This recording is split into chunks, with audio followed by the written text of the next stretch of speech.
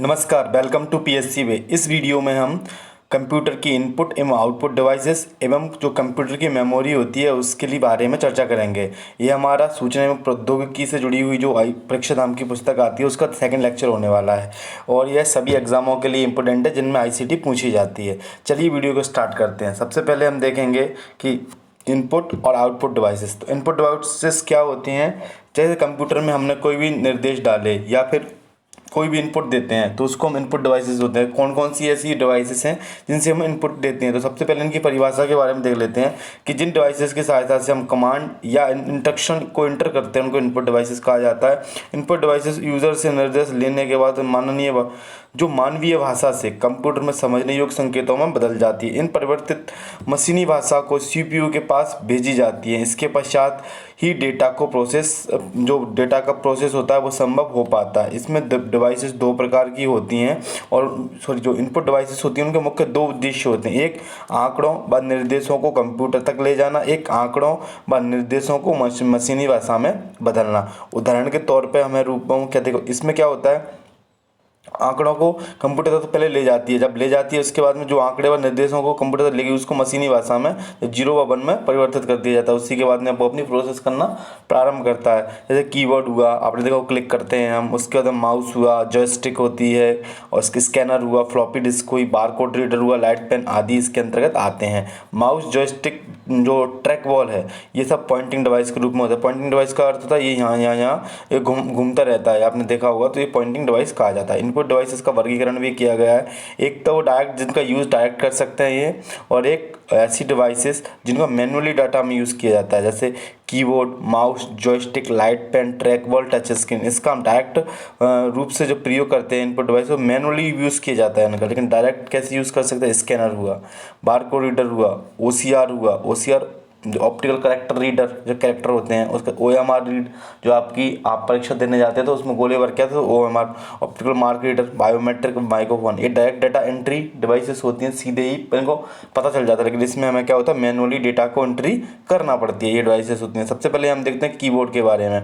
तो यह सर्वाधिक प्रयुक्त होने वाला एक महत्वपूर्ण इनपुट डिवाइसेस है। कीबोर्ड की सहायता से हम कंप्यूटर में निर्देश लेते हैं और इसकी सहायता से टेक्स्ट लिखने में सहायता की जाती है मुख्य रूप से।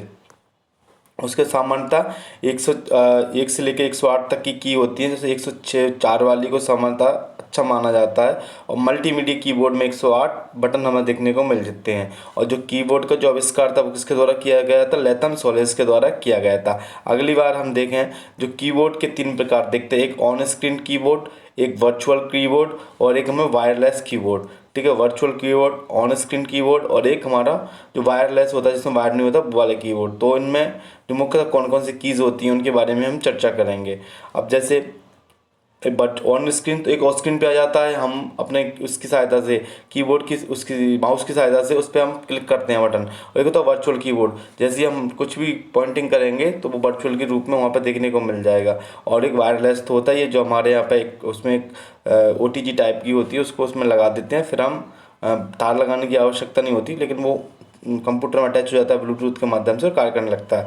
उसके अंदर कीबोर्ड की जो प्रमुख कीज़ कौन सी होती है? अल्फ़ाबेटिक, जो अल्फ़ाबेट की होती है उनके बाद में, जिनमें क्या होता है कि जो कंप्यूटर कीबोर्ड पर अंग्रेजी वर्णमाला के सभी जो 26 अक्षर हैं वो हमें दिखाई देते हैं। न्यूमेरिक, जिसमें 0 से 9 तक कीज़ रहती हैं और ऊपर नीचे हम करते हैं वो भी हमें दिखाई देता है। एक अप डाउन हमें डाउन साइड में देखने को मिलता है। उसके अंदर फंक्शंस की एक हमारा F1 से लेकर F12 तक कुल 12 होती हैं, इनके विशेष कार्य होते हैं। और उसके बाद होते हैं मॉडिफायर की। मॉडिफायर जैसे कैप्स लॉक लगा दिया हमने, अल्ट शिफ्ट, इसमें स्मॉल व कैपिटल लेटरों में बदलने के लिए इनका प्रयोग किया जाता है। तो हमारे जो शिफ्ट, कंट्रोल, अल्ट जी हमें देखने को मिलते हैं, ये मॉडिफायर की के नाम से जाने जाते हैं। प्रत्येक की का उपयोग किसी न किसी की के साथ में जरूर किया जाता है। अल्ट की और डिलीट एक साथ दबाने पर कंप्यूटर में प्रोग्राम बंद हो जाता है तथा कंप्यूटर स्वतः शुरू होने वाली अवस्था में, बूटिंग की अवस्था में आ जाता है। और ऐसा अक्सर तब किया जाता है जब कंप्यूटर क्या हो जाता है, हैंग हो जाते हैं, ना वो आगे बढ़ रहे होते हैं ना पीछे बढ़ रहे होते हैं। उसके बाद टॉगल कीज़ क्या होती हैं? जैसे caps lock, num lock. Caps lock में क्या होता है कि आप एक बार इसको कैप्स लॉक को दबा दो तो सब में क्या होगा, हमारा कैपिटल लेटर बनते हैं। नम लॉक में फिर हमारे जो नंबर का यूज़ होता रहेगा। स्क्रॉल लॉक में आप ऊपर नीचे नहीं कर सकते, वो सब लॉक हो जाता है, ये लॉक हो जाता है। उसके बाद में माउस होता है, माउस क्या होता है, ग्राफिकल यूजर इंटरफेस होता है, पूछ लिया जाता है, और एक पॉइंटिंग डिवाइस के रूप में यूज होता है। पॉइंटिंग डिवाइस करता है जो ब्लिंक करते रहते हैं ऐसे ऐसे, तो ये हमें इसके अंतर्गत आते हैं। वहीं देखें कंप्यूटर का उपयोग पॉइंटर की मदद करता है, बड़ी आसानी से इनपुट देने के लिए इसका प्रयोग किया जाता है। वहीं देखें हम इसका जो आविष्कार किया गया था वो डगलस सी इजलवर्ड द्वारा किया गया था। माउस का पूरा नाम manual operated utility for selection equipment होता है। ये इसका हो गया। उसका ट्रैक बॉल, ये भी पॉइंटिंग डिवाइस के अंतर्गत आती है, ये भी पॉइंटिंग डिवाइस है, माउस की तरफ प्रयोग किया था। तो डीएससी का एग्जाम था, बीपीएससी का 2022 में पूछा गया था, और इसका प्रयोग कर्सर को मूवमेंट को कंट्रोल करने के लिए किया था। ट्रैक बॉल का उपयोग CAD computer aided design computer aided manufacture में जो होता है कंप्यूटर वर्क स्टेशनों में, air traffic control room, air control और बस सोनार सिस्टम आदि में इसका उपयोग मुख्य रूप से हमें देखने को मिलता है ट्रैक बॉल का। उसके बाद देखो तो जॉयस्टिक, आपने देखा होगा कभी भी आपने वीडियो गेम खेले होंगे कंप्यूटर पर जॉयस्टिक का प्रयोग जरूर किया गया होगा। तो इसी भी पॉइंटिंग डिवाइस है, जैसा मूव करने के लिए कर्सर के लिए मूवमेंट के लिए महत्वपूर्ण होती है। जॉयस्टिक जो गेमिंग और computer aided design and manufacturing में इसका प्रयोग किया जाता है। आगे देखते हैं हम। अब आती है हमारा लाइट पेन, ये भी एक तरीके से ऑप्टिकल पॉइंटिंग डिवाइस होती है, और इसका प्रयोग ड्राइंग या फिर एडिटिंग, ग्राफिक्स या मैनुअल जो सिलेक्ट चीज़ें हैं उनको करने के लिए किया जाता है। उसके बाद आती है हमारी टच स्क्रीन। यह एक प्रकार का इनपुट डिवाइसेस है। जो भी यूज़र जब डाटा को इनपुट लेता है तो यूज़र अपने फिंगर से कंप्यूटर स्क्रीन पर रखता है, तो जिससे कोई भी हमें चीज़ सेलेक्ट करना हो वो सब इसमें आ जाता है। जैसे एटीएम वगैरह में इसका प्रयोग किया जाता है, एरोप्लेन जो airline arrow reservation, bank, supermarket, mobile आदि में इसका प्रयोग देखने को मिल जाता है। उसके बाद आता है हमारा स्कैनर। स्कैनर एक का प्रयोग टेक्स्ट, तस्वीर, रेखा चित्र व डिजिटल चित्र को बंद कर मेमोरी में सुरक्षित रखा जाता है। इसका flat bed, drum scanner, handled व स्कैनर, सीट फ्लैट स्कैनर, ये हमें इसके अलग प्रकार देखने को मिलते हैं। एक तो फ्लैट बेड हो जाएगा, ड्रम हो जाएगा, हैंडल्ड हो जाएगा, और उसका सीट फैड हो जाएगा। ये स्कैनर के प्रकार देखने को मिलता है। कोई भी आप वस्तु रख दो स्कैन होके आपकी स्क्रीन पर सोने लगती है, स्कैनर का प्रयोग होता है। वहीं देखें हम डिजिटल कैमरा, इसका भी इनपुट डिवाइसेस में यूज़ होता है। इमेज या वीडियो को डिजिटल फॉर्मेट में कैप्चर करता है और मेमोरी को स्टोर कर लेता है।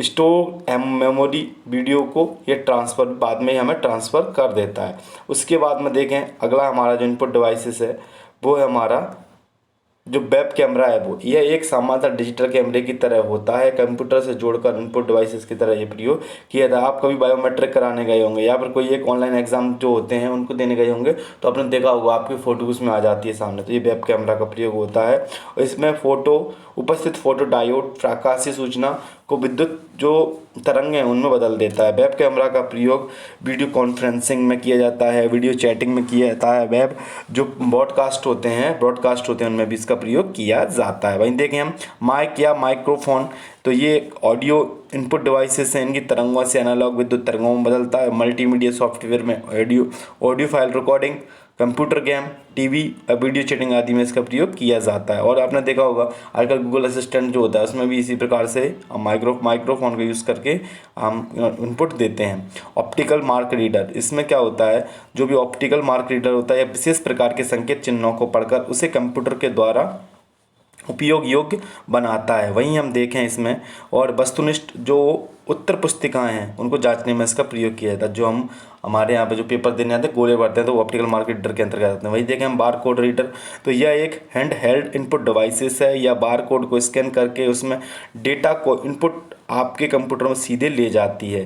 ठीक है, आपने देखा होगा कि बार कोड रीडर होता है, आप कहीं पे शॉपिंग वगैरह करने गए हो तो उसमें बार कोड रीडर होता है, वो उससे पैसे आ जाते हैं और उससे जुड़ी हुई डिटेल आ जाती हैं। और POS machine, point of sale भी कहा जाता है, इसमें 10 अक्षर का 10 अंक होते हैं। उसके बाद में हम देखें MI magnetic ink character recogniser या रिकॉग्निशंस, ये हमें देखने को मिलता है। इसका प्रयोग विशेष चुंबकीय स्याही आयरन ऑक्साइड से विशेष तरीके से लिखे अक्षरों को जांचने में किया। जब आप देखा होगा मैग्नेटिक इंक कैरेक्टर रीडर, आपके जो चेक होते हैं उसमें वो नीचे एक बड़े अक्षरों में लिखा था वो मैग्नेटिक इंक होती है, उनको पढ़ने के लिए इसका प्रयोग किया जाता है। MICR में लिखे हुए कैरेक्टर मैग्नेटिक पैटर्न से पढ़े जाते हैं। इसका प्रयोग बैंक में चेक ड्राफ्ट में किया जाता है। और MICR जो होता है वो 9 अंक का होता है, ये हमें देखने को, वही बारकोड 10 अंक का देखने को मिल गया था। वहीं ऑप्टिकल कैरेक्टर रिकॉग्नाइजर क्या होता है, कि OCR एक ऐसी तकनीक है इसका इस्तेमाल डिजिटल इमेज में टेक्स्ट व रिकॉग्नाइज करने के लिए किया जाता है। इस स्कैन का टेक्स्ट डॉक्यूमेंट की पहचान कर उसे वर्ड प्रोसेसिंग टेक्स्ट में बदलना और उसे कंप्यूटर में एडिट किया जा सके, इसलिए इसका प्रयोग किया था। वही है हमारा बायोमेट्रिक सेंसर। बायोमेट्रिक सेंसर में वही किसी व्यक्ति की जो हम क्या कहते हैं ऑथेंटिकेशन के लिए इसका प्रयोग किया जाता है।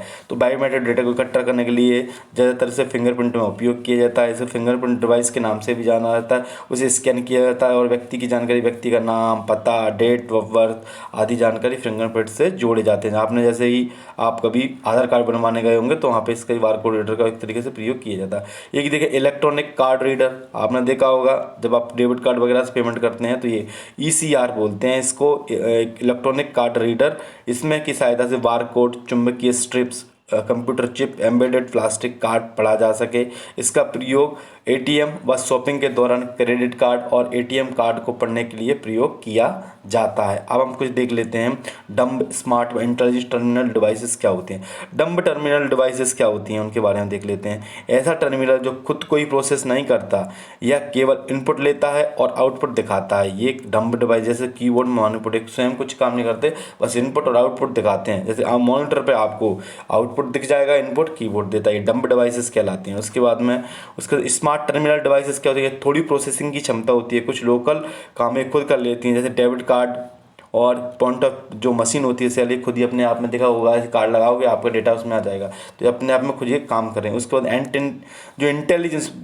जो इंटेलिजेंट टर्मिनल डिवाइसेस होती हैं, ऐसा टर्मिनल जिसमें खुद का CPU, मेमोरी और ऑपरेटिंग सिस्टम होता है, इसे खुद भी काम कर सकता है और सर्वर को पूरी तरह निर्भर नहीं रहता। जैसे लैपटॉप, स्मार्टफोन ये हमें देखने को मिलता है। सर्वर से नहीं होते का कुछ काम नहीं कर पाते, फ़ोन डायल हो जाता है, आप इंटरनेट बंद कर दो तो ये हमें कुछ डम्ब, स्मार्ट और इंटेलिजेंट डिवाइसेस के बारे में पता चल गया। अब हम चर्चा करेंगे कंप्यूटर की आउटपुट डिवाइसेस के बारे में, जैसे soft copy output devices, hard copy output devices. जैसे मॉनिटर होता है तो हमारे यहाँ सॉफ्ट कॉपी का आउटपुट देता है, तो आउटपुट डिवाइसेस हो गए। प्रोजेक्टर होता है, ये हमारा सॉफ्ट कॉपी का होता है। स्पीकर होता है, ये आप कोई ऐसे आवाज़ पकड़ में थोड़ी आती है, ये हमें बस सुनाई देती है सॉफ्ट कॉपी में। हार्ड कॉपी में प्रिंटर आपको प्रिंट निकाल के दे देता है। प्लॉटर, बड़े बड़े आपके जो भी बैनर होते हैं वो प्लॉटर बना के दे देता है। तो ये हमारे जो हार्ड कॉपी और सॉफ्ट कॉपी वाले चीज़ें होगी। सबसे पहले हम देखते हैं आउटपुट डिवाइसेस क्या होती हैं। ऐसी डिवाइसेस जो यूज़र द्वारा इनपुट किए गए डेटा को प्रोसेस करके रिजल्ट के रूप में परिवर्तित कर देती हैं, आउटपुट डिवाइसेस कहलाती हैं। और आउटपुट के रूप में ये प्राप्त सूचनाओं को या तो हम स्क्रीन पर देख सकते हैं या प्रिंटर से पेज पर प्रिंट कर सकते हैं, या संगीत सुन सकते हैं, या आउटपुट स्पीकर का उपयोग करते हैं। उसके मुख्य डिवाइसेस कौन कौन सी हैं हमारी, monitor, printer, plotter, speaker, projector व हेडफोन इसमें दिखाई देते हैं। MPPSC में ये पूछा गया 2019 वाले में। अब देखें मॉनिटर क्या होता है। मॉनिटर एक ऐसा आउटपुट डिवाइस है जो टीवी की तरह स्क्रीन पर आउटपुट प्रदर्शित करता है। यह वर्चुअल डिस्प्ले यूनिट भी इसे कहा जाता है। यह सर्वाधिक प्रचलित सॉफ्ट कॉपी आउटपुट डिवाइस है। मॉनिटर की गुणवत्ता को हम कैसे चेक करेंगे, यह मॉनिटर की गुणवत्ता का आकलन निम्न चीज़ों से किया जाता है, जैसे पिक्सल, रिजोल्यूशंस, रिफ्रेश रेट और उसके बाद रिस्पॉन्स टाइम क्या है। तो जैसे डॉट पिच व पिक्सल का प्रयोग किया जाता है डॉट पिच वगैरह में, उसका रिजोल्यूशंस क्या है, उसके कोई भी पिक्चर कितनी अच्छी आ रही है, रिफ्रेश रेट कितनी जल्दी काम कर रहा है, रिस्पॉन्स टाइम जैसे इनपुट दिया वैसे आउटपुट कितनी तेज़ दिखा रहा है। ये हमें उन मॉनिटर की गुणवत्ता से देखते हैं। जैसे पिक्सल, मॉनिटर पर दिखाई जाने वाली प्रत्येक सूचना या ग्राफ छोटे छोटे चमकीले बिंदुओं से बनी होती हैं, जिसे डॉट या पिक्सल कहते हैं। जो भी सूचना दिखाई देती है वो सब पिक्सल्स में होती है। इसे इमेज को छोटी छोटी यूनिट होती हैं, इन्हें पिक्चर एलिमेंट भी कहा जाता है। रिजोल्यूशन क्या है, पिक्सल की वह संख्या जिसमें डिस्प्ले स्क्रीन समायोजित कर सकती है, इसे रिजोल्यूशंस कहते हैं।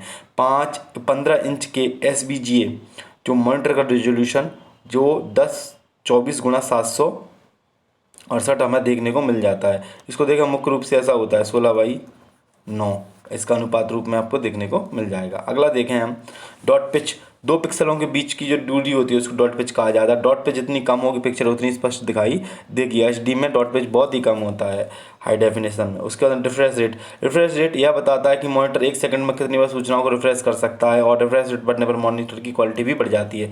इसे हर्ट्ज में नापा जाता है। वहीं हम देखें रिस्पॉन्स टाइम, तो रिस्पॉन्स टाइम का किसी पिक्सल को 1 पिक्सल द्वारा एक रंग को बदलकर दूसरे रंग में परिवर्तित करने में लगा समय रिस्पॉन्स टाइम कहलाता है। रिस्पॉन्स टाइम जितना कम होगा उतना ही अच्छा आउटपुट हमें देखने को मिलेगा। वहीं देखिए प्रिंटर एक आउटपुट डिवाइस है जो कंप्यूटर से प्राप्त जानकारी को कागज पर छापता है, और यह जो प्रतिलिपि हार्ड कॉपी कहलाती है। इस प्रतिलिपि को क्या कहते हैं? इसको हार्ड कॉपी कहते हैं। इस प्रिंटर से एक ऐसा आउटपुट डिवाइस है जो सॉफ्ट कॉपी को आउटपुट में बदल देता है। प्रिंटर आउटपुट क्वालिटी की माप डॉट पर इंच के नाप से जाती है। जितना अच्छा होगा डॉट पर इंच उतना ही हमारा ये प्रिंटर देखने को मिलेगा। उसके बाद प्लॉटर भी प्रिंटर की तरह एक हार्ड कॉपी आउटपुट डिवाइसेस होता है जो बड़े चित्र, ड्राइंग, चार्ट्स, ग्राफ्स, मानचित्र आदि को प्रिंट करने में करता है, और 3D प्रिंटिंग भी ये कर सकता है। मुख्य रूप से 3D प्रिंटिंग भी देखने को मिल जाती है। उसके बाद है स्क्रीन प्रोजेक्टर। आपने प्रोजेक्टर देखा, वो सॉफ्ट प्रोजेक्ट, तो किसी स्क्रीन को दिखाई दे क्या कर रहा है? आउटपुट दे रहा है सॉफ्ट कॉपी में। तो ये एक सॉफ्ट कॉपी देने वाला आउटपुट है। वह जो कंप्यूटर स्क्रीन पर चलने वाले चित्रों व सूचनाओं को पर्दे पर दिखाता है। इसका उपयोग मल्टीमीडिया प्रेजेंटेशन, फिल्म और एनिमेशन आदि के लिए किया जाता है। वहीं देखें हम आप स्पीकर कंप्यूटर से प्राप्त डेटा को ध्वनियों में बदलता है। यह computer hard disk, CD, DVD इत्यादि को सेव ऑडियो को गाने या वीडियो से इलेक्ट्रॉनिक सिग्नल लेता है और ऑडियो में बदल देता है। और स्पीकर मॉनिटर से बाहर या अंदर हो सकता है, या तो बाहर लगा दो या मॉनिटर में लगे रहते हैं, आपने देखा होगा। उसके बाद में आते हैं हमारे हेडफोन स्पीकर के स्थान पर प्रयोग होने वाले आउटपुट डिवाइस या ईयरफोन भी कहा जाता है। इसमें म्यूजिक सुनने के लिए टेलीफोन ऑपरेटर, कमेंटेटर कॉल आदि के लिए इसका प्रयोग मुख्य रूप से हमें देखने को मिलता है। अब हम देख लेते हैं कि जो इनपुट और आउटपुट डिवाइसेस में अगर दोनों चीज़ों में कॉमन देखी जाए, जैसे कि mouse, keyboard, track ball, joystick, ये हमारे इनपुट हो गए। आउटपुट के रूप में देखें हम मॉनिटर, प्रिंटर, प्लॉटर। उसके बाद में हमारी जो इनपुट और आउटपुट की दोनों क्वालिटियाँ देखी जाती हैं। एक तो हमारी टच स्क्रीन होती है, एक जो हमारा फैक्स होता है, जो फार अवे जीरोक्स बोलते हैं जिसे हम, और एक होता है मॉडेम जो दोनों काम कर लेता है। तो ये तीन चीज़ों को हमें बिल्कुल ध्यान रखना है। अब उसके बाद में हम देख लेते हैं मॉडेम के बारे में। मॉडेम क्या होता है? एनालॉग को डिजिटल और डिजिटल को एनालॉग में परिवर्तन करने की क्षमता रखता है। इसे मॉड्यूलेटर व डिमॉड्यूलेटर के नाम से हम जानते हैं। ये आउटपुट और इनपुट डिवाइसेस दोनों रूपों में काम करता है। मॉडेम के माध्यम से डिजिटल को एनालॉग में परिवर्तित करने वाली प्रक्रिया को मॉड्यूलेशंस, और जब एनालॉग को डिजिटल में, एनालॉग को क्या होता है? डेटा होता है, डिजिटल करते हैं 0 1 में परिवर्तित करने की प्रक्रिया को डिमॉड्यूलेशन कहते हैं। मॉड्यूलेशन और डिमॉड्यूलेशन के संक्षिप्त दोनों शब्दों की इस कार्य प्रणाली के रूप में दर्शाया जाता है। कन्फ्यूजन पॉइंट क्या होते हैं हम देखें कि जब मॉड्यूलेशन का डिजिटल सिग्नल को एनालॉग में बदला जाता है, तो जबकि पल्स कोड मॉड्यूलेशन का उपयोग एनालॉग से डिजिटल में रूप में दर्शाया जाता है। मॉड्यूलेशन हो गया। पल्स कोड मॉड्यूलेशन किसको बोलते हैं? जब एनालॉग से हम डिजिटल में बदल रहे हैं, और पहले क्या होता है? हम डिजिटल से एनालॉग में बदलते हैं। तो ये हमें देखने को मिल जाता है। पहला मॉड्यूलेशन, दूसरा पल्स मॉड्यूलेशन कहते हैं। अब देखते हैं जो कंप्यूटर की हमारी मेमोरी है मुख्य रूप से वो क्या होती है, कितने प्रकार की होती है। अभी जो इंजीनियरिंग सर्विसेज का एग्जाम था उसमें क्रम पूछ लिया गया था कि सबसे फास्ट मूव करने वाली हमारी मेमोरी कौन सी है। तो सबसे फास्ट होती है रजिस्टर से स्टार्ट हो जाइए और सेकेंडरी मेमोरी तक आप चले जाइए। रजिस्टर, कैश मेमोरी, प्राथमिक मेमोरी व सेकेंडरी मेमोरी, इसी रूप से हम देखेंगे इसको। तो अब देखते हैं कि प्राथमिक मेमोरी, द्वितीय मेमोरी व कैश मेमोरी हमें देखने को मिल जाती है। इससे पहले आ जाती है हमारी ऐसे लगा लो, सबसे फास्ट मूविंग करने वाली हमें ऐसे देखने को मिल जाएगी कंप्यूटर मेमोरी। कंप्यूटर मेमोरी का अर्थ होता है कोई भी डेटा, सूचना, प्रोग्राम आदि को स्थायी अस्थायी रूप से जब हम स्टोर करते हैं उसको मेमोरी कहते हैं। कंप्यूटर मेमोरी मनुष्य के मस्तिष्क की तरह कार्य करती है। जब मेमोरी डेटा को कुछ समय के लिए स्टोर किया जाता है तो उसे हम बोलते हैं अस्थायी मेमोरी। जब लंबे समय तक के लिए करते हैं उसको बोलते हैं स्थायी मेमोरी। जो अस्थायी मेमोरी है उसको बोलते हैं रैंडम एक्सेस मेमोरी या रैम मेमोरी, और जिसे हम स्थायी रूप से स्टोर करते हैं उसको बोलते हैं रीड ओनली मेमोरी, इसमें हम बदलाव नहीं कर सकते तो उस मेमोरी को। ये हम जानते हैं मेमोरी को 3 भागों में बांटा जाता है। एक है हमारी प्राथमिक मेमोरी या आंतरिक मेमोरी या अर्धचालकों से जुड़ी हुई मेमोरी या मुख्य मेमोरी। वहीं दूसरी मेमोरी होती है बाह्य मेमोरी, एक्सटर्नल मेमोरी या ऑक्सिलरी मेमोरी या सेकेंडरी मेमोरी। वहीं देखें एक होती है कैश मेमोरी। ये इससे प्राथमिक व द्वितीय दोनों में रखा जाता है क्योंकि ये दोनों के जो कार्य को एग्जीक्यूट कराने में इसका मुख्य भूमिका होती है। आप देखते हैं प्राथमिक मेमोरी। कंप्यूटर ऑपरेटिंग सिस्टम अपने काम को करने के लिए सर्वप्रथम जिस मेमोरी का उपयोग करता है उसे पे हम प्राथमिक मेमोरी कहते हैं। प्राथमिक मेमोरी जो मुख्य मेमोरी है, जैसे इंटरनल मेमोरी या सेमीकंडक्टर मेमोरी, अर्धचालक मेमोरी के नाम से भी जाना जाता है। वहीं हम बात करें, यह कंप्यूटर का जो सीपीयू होती है वहाँ से डाटा को सीधा एक्सेस करती है। कोई भी कंप्यूटर प्राथमिक मेमोरी के बिना काम नहीं कर सकता। यह दो प्रकार की देखने को मिलती है, एक होती है रैम, एक होती है रोम। तो रैम जो प्राइमरी मेमोरी है वो एक तो होती है वॉलेटाइल, जैसे कि हम बोलते हैं रैम जो रैंडम एक्सेस मेमोरी कम समय के लिए होती है। एक होती है स्टैटिक रैम, एक होती है डायनेमिक रैम, जिसमें स्टैटिक मतलब इसमें कोई परिवर्तन नहीं है, जैसी है तैसी है। डायनेमिक में इसमें तुरंत परिवर्तन होते रहते हैं। वही देखें हम, नॉन वॉलेटाइल रोम होती है हमारी, ये 3 प्रकार की होती है। एक प्रोग्रामेबल रीड ओनली मेमोरी, एक जो इलेक्ट्रिक रूप से हम इसे प्रोग्राम करते हैं वो, एक इलेक्ट्रोली इरेजेबल, इसे हम इलेक्ट्रॉनरी रूप से इरेज कर सकते हैं। तो ये 3 रूप से हमें देखने को मिल जाती है। देखें सबसे पहले हम RAM, random access memory, computer चलाने के लिए किए जाने वाले सभी कार्य प्रोसेस करने के लिए प्राथमिक मेमोरी को रैम कहलाती है। रैम एक अस्थायी मेमोरी है, पर पहली बार रैम को जो इंटेल कंपनी के द्वारा बनाया गया था। ये बताया, पूछा भी गया था रैम सबसे पहले किसके द्वारा बनाया गया था, तो इंटेल कंपनी, जिसके प्रोसेसर आते हैं, कोर प्रोसेसर आपने नाम सुने होंगे। तो ये ERO का जो एग्ज़ाम हुआ था उसमें ये पूछा गया था अब 2024 में। उसके बाद में देख लें हम रैम में रीड राइट दोनों ऑप्शन होते हैं, अर्थात इसमें डेटा पढ़ने के साथ साथ लिख भी सकते हैं। रैम में हम बिजली चले जाने के बाद कंप्यूटर अचानक बंद हो जाने पर यह मिट जाती है या नष्ट हो जाती है, इसलिए इसको अस्थायी रूप से कहा जाता है। यह रैम 2 भागों में विभाजित होती है, एक होती है स्टैटिक रैम, एक होती है डायनेमिक रैम। अब इनके बारे में पढ़ेंगे, स्टैटिक और डायनेमिक क्या होती है। देखो, स्टैटिक का अर्थ होता है, इसे इसलिए कहा जाता है कि इसमें जल्दी रिफ्रेश रेट नहीं होती, कि स्टैटिक बनी रहती, जल्दी नहीं होती। और जैसे share marketing, air traffic control में कंप्यूटरों में इसका प्रयोग मुख्य रूप से देखा जाता है। वहीं देखें हम डायनेमिक रैम, इसमें डायनेमिक रैम का अर्थ वही है, डायनेमिक रैंडम एक्सेस मेमोरी। इसमें डायनेमिक इसलिए कहा जाता है, इसमें बार बार रिफ्रेश की आवश्यकता होती है। उसमें तो क्या है, रिफ्रेश आप नहीं कर, मतलब रिफ्रेश नहीं करते, इसको हम बार बार रिफ्रेश कर सकते हैं। पर्सनल कंप्यूटर, लैपटॉप, टैबलेट आदि में इसका प्रयोग किया जाता है। अब उसके बाद में हम देखते हैं जो हमारी अस्थाई मेमोरी थी, उसके बारे वो स्थाई मेमोरी थी, नॉन वोलेटाइल थी, उसके बारे में। इसका पूरा नाम रीड ओनली मेमोरी है, यह स्थाई है, इसे नॉन वोलेटाइल भी कहा जाता है। FM जो MPPSC FM का जो एग्ज़ाम हुआ था उसमें पूछा गया था। उसके बाद में हम देखें, इसमें केवल डाटा रीड किया जाता है और लिखा नहीं जाता है। स्टार्टअप प्रोग्रामर बूट लोडर जो ऑपरेटिंग सिस्टम को प्राथमिक मेमोरी में लोड करता है, इसे ROM में संग्रहित होता है। बिजली चले जाने के बाद या अचानक बंद हो जाने पर रोम में लिखा हुआ नष्ट नहीं होता, इसलिए स्थायी कहा जाता है। 3 प्रकार की होती है, प्रोम, EROM इसके रूप में आगे हम देखते हैं उनके फुल फॉर्म। उनके बाद एक है प्रोग्रामेबल रीड ओनली मेमोरी, इसमें एक बार लिखा हुआ डाटा लिखा जाता है और मिटाया नहीं जाता है, जैसे वीडियो गेम, टॉयज़, मेडिकल उपकरण, CRT मॉनिटर आदि देखने को मिलते हैं। वहीं हम erasable programmable read only memory, इसमें लिखा हुआ डेटा को अल्ट्रासाउंड वायलेट जो किरणें होती हैं उनके द्वारा हटाया जा सकता है, जैसे TV बट जो ट्यूनर कार्ड होते हैं उनमें इसको देखा जाता है आपको।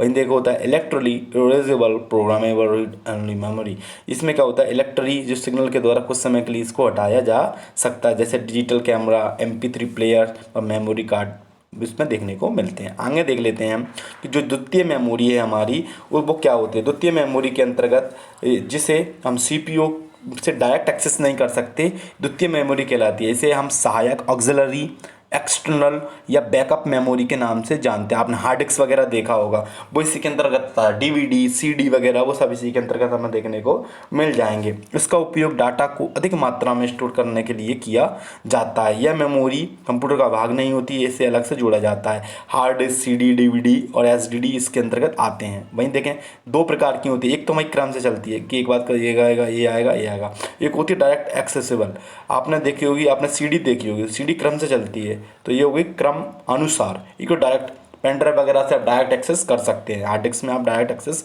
कर सकते हैं। अब उसके बाद में ये हमारी जो टैप आती थी पहले, मैग्नेटिक टैप, वो होती है सिक्वेंशियल एक्सेस मेमोरी, तो उसमें मैग्नेटिक टैप होता है। और अभी ये MP के जो इंजीनियरिंग सर्विस था उसमें से जुड़ा हुआ क्वेश्चन भी पूछा गया था कि हम क्रम से जिसमें पढ़ते हैं तो उसको बोलते हैं मैग्नेटिक टैप।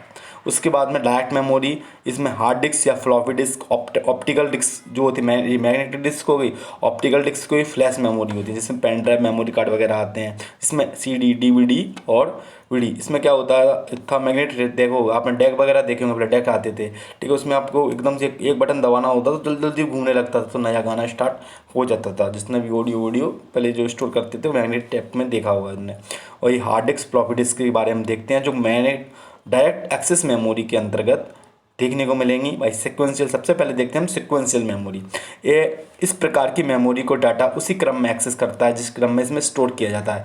पहले इसका उपयोग वीडियो प्लेयर्स, टैप, कैसेट वगैरह आदि में किया जाता था, ये मैग्नेटिक टैप कहलाते हैं। वहीं देखें आप मैग्नेटिक टैप क्या होते हैं, ये देखा होगा, CD देखी है आपने, इसकी कैसेट आती है, इसको कैसेट बोलते थे। तो इसमें जो होता था कि ये लगा दो, इसके बीच में एक टैप होता था, उसमें घूमने लगता था, या तो आगे या पीछे देखने को मिल जाता था। यह सबसे पहले बनने वाली मैग्नेटिक मेमोरी है। इसे पॉलिस्टर फीता एक साथ एक आयरन ऑक्साइड का लेपन होता है, इसमें देखने को मिलता है, चमकता था वो, आपने देखा होगा। और इसका उपयोग डिजिटल व एनालॉग को स्टोर करने के लिए किया जाता था। वहीं हम देखें डायरेक्ट एक्सेस मेमोरी, तो इसके अंतर्गत हमारी hard disk, floppy disk, DVD, pen drive देखने को मिल जाएंगी। और इस मेमोरी को डाटा किसी भी क्रम में हम एक्सेस कर सकते हैं। इनका भी वर्णन किया गया है। हार्ड डिस्क, जैसे हम हार्ड डिस्क देखते हैं तो ये मैग्नेटिक के रूप में देखने को मिल जाती हैं। इस CPU के अंदर डाटा स्टोर करके की यह प्रमुख डिवाइस है। यह सामान्यतः C ड्राइव के नाम से जाना जाता है। तो C ड्राइव आपसे पूछ लिया जाए किसको कहा जाता है, तो हार्ड डिस्क को C ड्राइव कहा जाता है। इसे सबसे पहला हार्ड डिस्क IBM कंपनी द्वारा बनाया गया था, जिसकी हार्ड क्षमता उस समय कितनी थी, 5 MB थी। वर्तमान में इसकी जो स्टोरेज क्षमता है वो हमें 36 TB के आसपास तक पहुंच गई है। और इसकी जो RPM में इसकी जो स्पीड मापी जाती है, रेजोल्यूशन पर मिनट के हिसाब से इसको बोला जाता है। मार्केट में हार्ड डिस्क का निर्माण करने वाली कंपनियां western digital, Seagate technology, Toshiba, और उसके अंदर क्वांटम, हिटैची व सनडिस्क हमें देखने को मिल जाती है। उसके बाद में फ्लॉपी डिस्क या माइलर प्लास्टिक से बनी एक वृत्ताकार डिस्क है, जिससे दोनों तरफ में मैग्नेटिक का पदार्थ का लेपन देखने को मिल जाता है। फ्लॉपी डिस्क के केंद्र के निकट में एक छिद्र होता है, इसे इंडेक्स हॉल भी कहा जाता है। और इसका प्रयोग कम डाटा व छोटे प्रोग्राम को स्टोर करने के लिए किया जाता है। इसका स्थान वर्तमान में, पहले आती थी फ्लॉपी डिस्क, आज नहीं देती, जो आज पेन ड्राइव है उसने दिख लिया गया है। पहले साइज अगर 8 इंच का है तो आपका जो 200 KB लगभग 5.52 इंच का है तो 1 MB, और 3.2 इंच का है तो 2.8 MB कि आप डेटा स्टोर कर सकते हैं। पहले समय में आती थी, अब तो आपने देखा होगा GB, TV में चीज़ें चली गई हैं। अब आती हैं हमारी ऑप्टिकल जो डिस्क होती हैं, उनके बारे में देखें तो CD को, इसका फुल फॉर्म देखेंगे तो कॉम्पैक्ट डिस्क कहा जाता है। CD का उपयोग ऑडियो फाइल और छोटे प्रोग्राम फाइल को स्टोर करने के लिए किया जाता है। इसमें डाटा लिखने के लिए लेज़र तकनीक का प्रयोग करते हैं। किस का प्रयोग करते हैं, लेज़र तकनीक का प्रयोग करते हैं डेटा को लिखने के लिए। वहीं हम देखें DVD, इसको बोलते हैं डिजिटल वर्सेटाइल डिस्क या डिजिटल वीडियो डिस्क के नाम से भी हम इसको जानते हैं। इसकी जो क्षमता होती है वो CD से अधिक होती है और लगभग 17 GB वर्तमान में देखने को मिल जाती है। यह मेमोरी CD डिस्क की भांति होती है, लेकिन इसकी जो हम देखें स्टोरेज क्षमता होती है वो अधिक देखने को मिल जाती है। जैसे लेयर साइड होती हैं हमारी, जैसे 1 साइड होगा तो आप 4.5 GB के आसपास, अगर लेयर 2 हैं और 1 साइड है तो 8.5 GB के आसपास, और एक लेयर है 2 साइड है तो 9.5 GB के आसपास। 2 लेयर हैं 2 साइड हैं तो आप 17 GB तक इसमें स्टोर कर सकते हैं, दोनों तरफ से ही चल जाती है।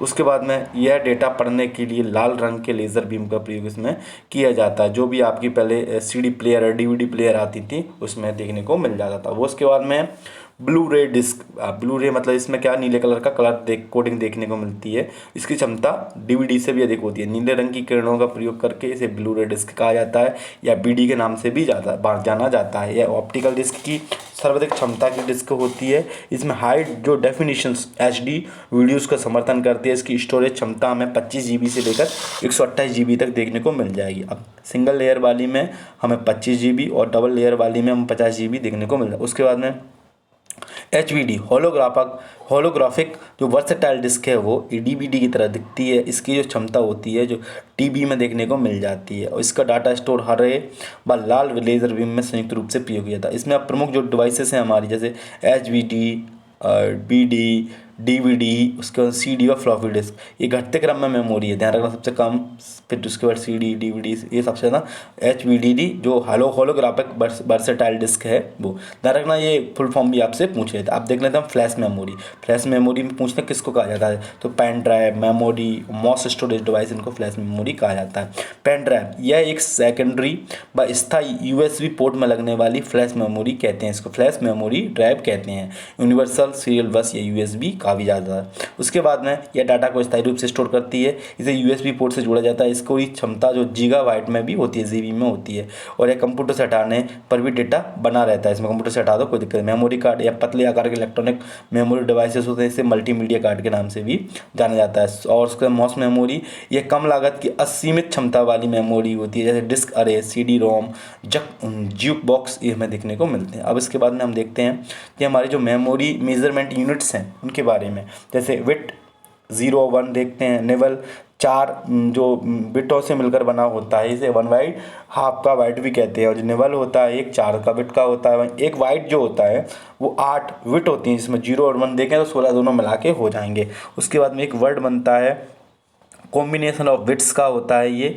उसके बाद में किलोबाइट, इसमें 10 24 सब ने पढ़ा होगा। अब इसको 10 टू द पावर 10 2 की पावर 10 बाइट भी बोलते हैं। एक तो फिर मेगा बाइट आता है, MB, फिर GB, TB, PB, और फिर exabyte 10 to the power 10। देखो पेंटा बाइट होता है 10 टू द पावर 15, वो 50। उसके बाद में टेरा बाइट होता है 10 टू द पावर 10। और उसके GB में जो चीज़ें चल रही हैं वो 10 टू द पावर 13 देखने को मिल जाएगा। सॉरी माफ़ करना, जो भी मैंने 10 बोला है।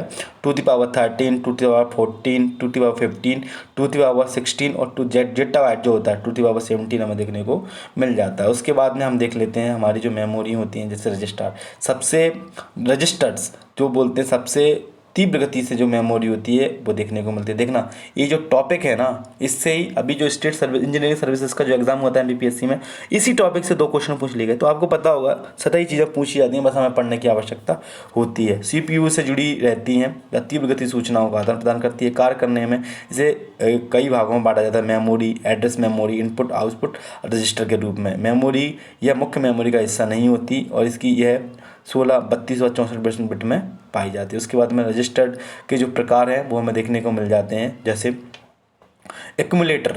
जो एक्यूमुलेटर होते हैं LU की तरह की गई गणना व परिमाणों को स्टोर करते हैं।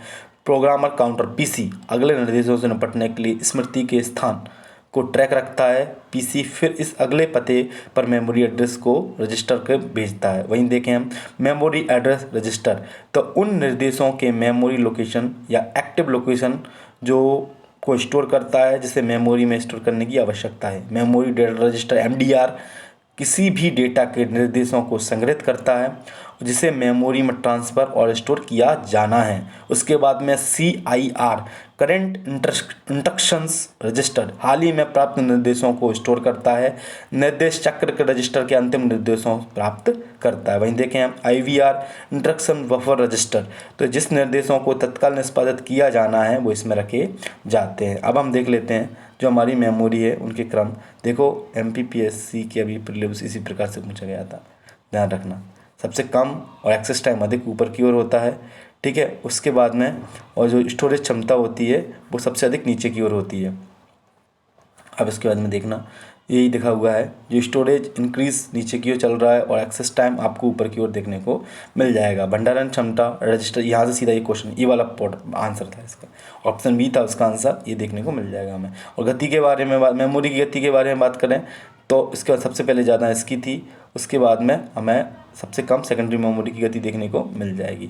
और क्षमता के बारे में बात करें तो रजिस्टर की सबसे कम होती है और सबसे ज़्यादा सेकेंडरी मेमोरी की देखने को मिल जाएगी। ये हमारा मेमोरी क्षमता के बारे में, गति के बारे में पूछा था, तो ये हमारा ऑप्शन था, ऑप्शन B इसमें आंसर था। उसके बाद आप कैश मेमोरी के बारे में हम जान लेते हैं।